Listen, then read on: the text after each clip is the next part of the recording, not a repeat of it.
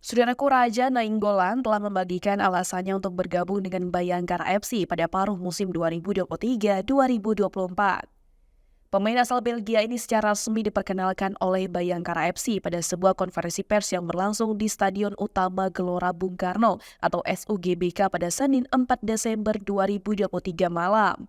Pada acara perkenalan, Chief Operating Officer atau CEO Bayangkara FC Sumarji memberikan keterangan bahwa keputusan untuk mendatangkan Raja Nainggolan didasari oleh tujuan tertentu.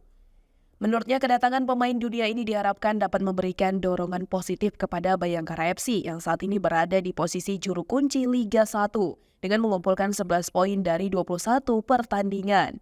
Bayangkara FC berharap bahwa kontribusi Nainggolan akan membantu tim keluar dari zona degradasi dalam sisa waktu kompetisi. Raja Nainggolan yang pernah membela Inter Milan diharapkan dapat menjadi penggerak bagi The Guardian untuk meraih performa lebih baik. Pemain berusia 35 tahun ini akan bermain untuk setengah musim dengan nilai kontrak yang mencapai lebih dari 5 miliar rupiah.